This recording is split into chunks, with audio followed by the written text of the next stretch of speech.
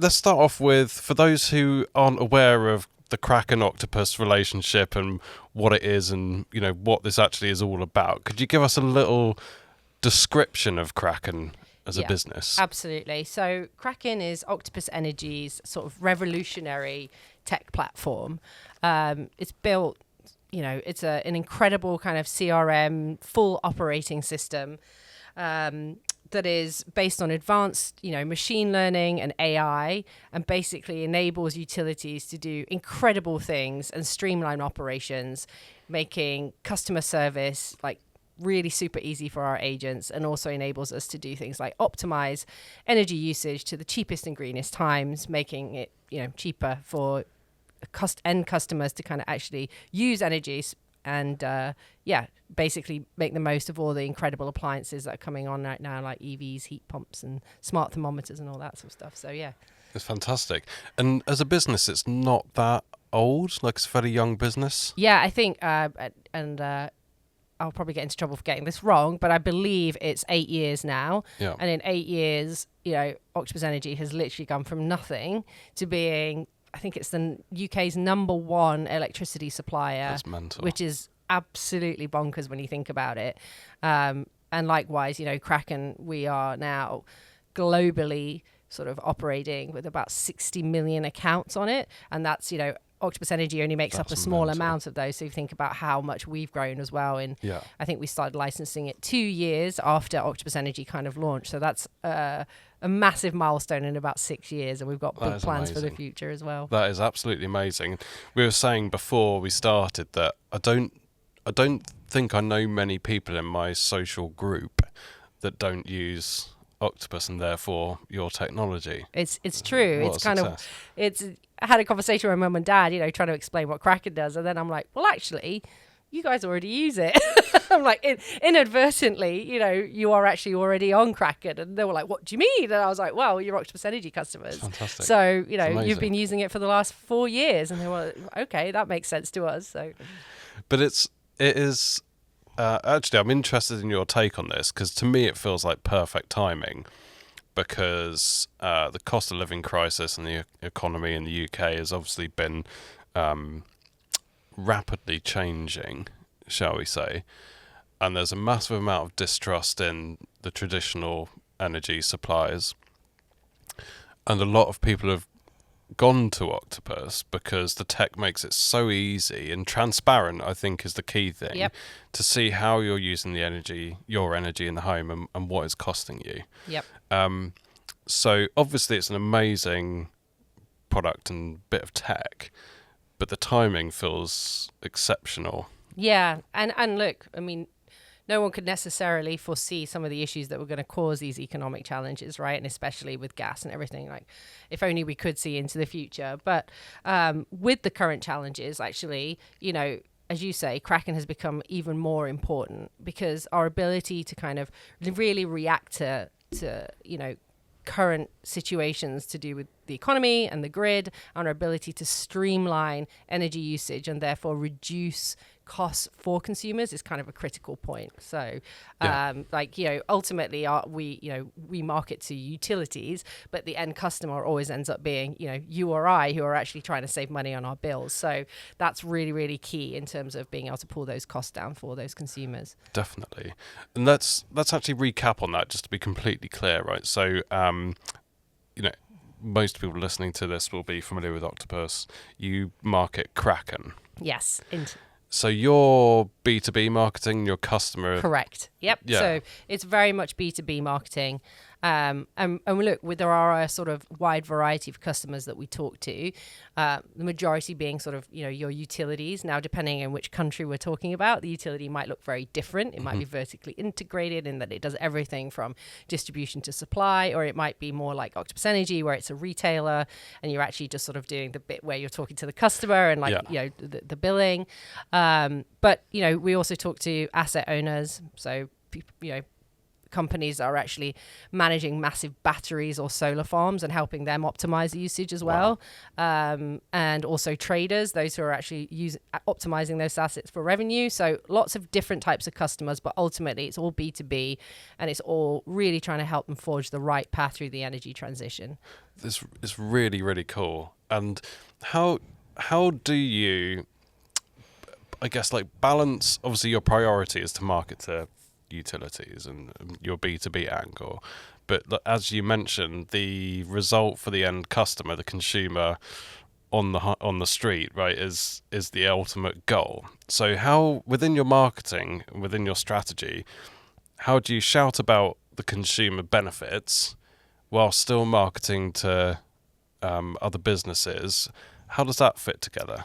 Yeah, and so, it depends who we're talking to in terms of when we're marketing, but ultimately there's a couple of different types of conversations. So I think high level, our ultimate goal is to, as I say, to help utilities through the energy transition and really try to mitigate climate change as well. So it's not just about, obviously, saving customers and consumers money at the end is obviously a massive part of that as well, because renewables equals cheaper energy. So if you're pushing and enabling more renewables to come onto the grid and enabling us to optimize those renewables when they are on the grid, then those costs should come down for consumers.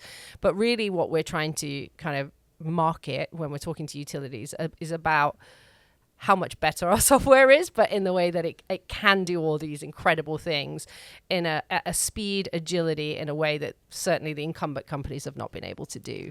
So we do talk about the end customer, but actually more we'll talk about kind of their effect on the end customer and the sort of operational efficiency and loyalty that they'll get once they move on to Kraken. So like the wider benefits as a whole. Yes. Yeah, that makes sense. So we keep jumping around a little bit here, but back to cost of living and economic factors. Obviously, the energy sector is highly affected by those changes and moves in that area. But from a B2B perspective, like, does it impact what you're doing? I'm sure it does to a degree, but how much does it impact you, and how quickly do you need to adapt? How do you adapt? 'Cause I think that's a really interesting area. And when you say you mean like Kraken as a business, or Kraken for when we're operating with utilities? Sorry, so from your marketing, Yep. from your marketing role, because if it was, if you were marketing this from a B2C perspective, obviously you're straight in there with the messaging, you're adapting it around the circumstances and straight in. But from a B2B angle, how does that work? I mean, we are super proactive and reactive in terms of our marketing. So I think one of the reasons that I love what we do with our team, and I think one of the reasons we've been so successful, is that we kind of approach things a little bit differently. So if you look at like traditional corporate kind of SaaS companies, they, it's a very sort of regular, and I don't want to say boring, but quite a corporate message that kind of goes, and it doesn't really matter what's going on elsewhere. They're really sort of going to usually stick to their guns and have their sort of 4 key messages that they stick to and kind of change out.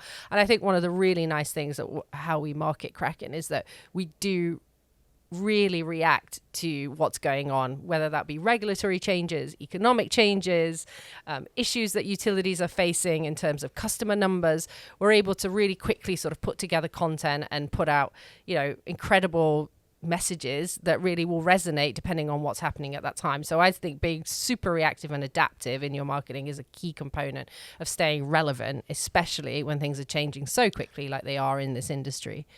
Absolutely. And also, even though it's B2B, you're still marketing to humans.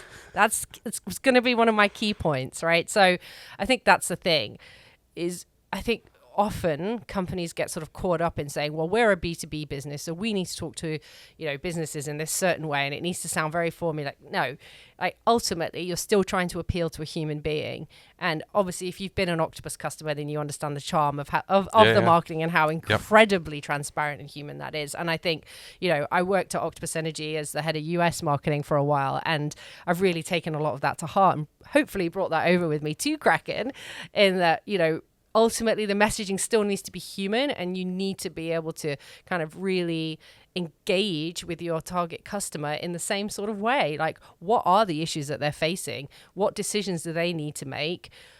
What are their seniors looking for them to achieve over the next 12 to 18 months? How are they facing the energy transition, and tackle those problems head on with them, as opposed to trying to coat it in sort of creative concepts and fancy jargon. Yeah, because ultimately that's what your customers are going to be interested in, as Correct. well as the end customer, right? It's Exactly. all a win-win. Yes, exactly. On to marketing channels, tactics, strategies. Yep. Can you give us an overview of what that picture looks like at Kraken? Like, what sort of channels you deploy, what your priorities are, that type of thing. So data is huge, obviously. We really do look to the data as much as we can to really influence which channels are working, and we really optimize against that. But I'd say sort of, if we're looking at different parts of the funnel, and I think I can say that because we're on a marketing podcast. You can say funnel, AI. We'll probably talk about attribution. Okay.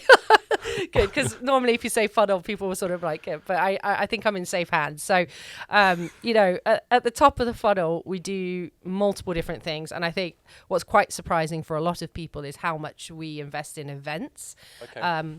But what we found is that for brand awareness and for actually all different parts of the funnel, I'll say that events have been incredibly important and strategic for us, because we're able to showcase our brand in a way that is really quite surprising from an industry perspective.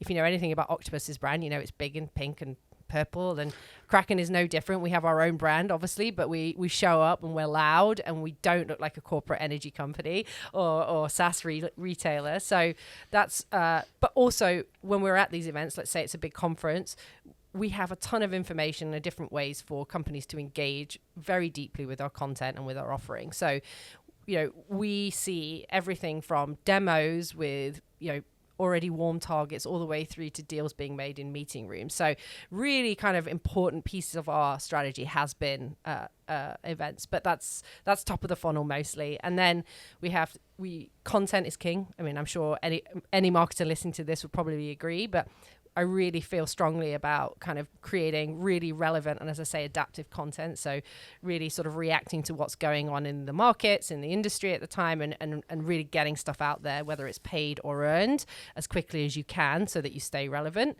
LinkedIn, those are the kinds of, working with all sorts of sort of intent data on the back end to really kind of do some serious targeting. We work with that all the way through to kind of, actually we do use out of home quite a lot, which is I think quite surprising for a lot of people. So it's surprising for a B2B correct marketing strategy. But it's strategic. We don't just sort of plonk out of home, just out because we think it's nice and we like seeing our brand in big lights, though who doesn't?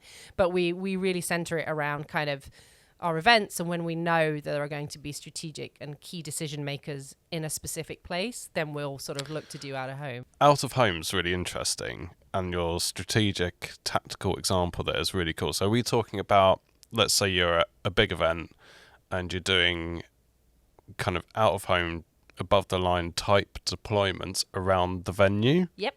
So that's amazing. We have a big conference that we do usually in June, where we have a lot of key decision makers, regulators, investors, we've done big Times Square's campaign, which is definitely not it's not kind of like my biggest marketing achievement to say, we were in Times Square, and it wasn't for the sake of being in Times Square. It just happens that event was there. And so the impact of putting that, people's minds were blown. Everywhere you were in that conference, whenever you were in the hotel, you could see the brand, whether it was on a reflection in a window, looking out the window, literally standing outside, having a coffee. It was like the brand was front and center. And as a conference that we'd sponsored otherwise, it really just took it to that next level. As a business, I'm getting the impression that the business is not scared to try things that aren't necessarily traditional, right? So a lot of B2B marketing teams would struggle to get sign off for something like that. Yes, absolutely. And that is the beauty of working in the group that we're in.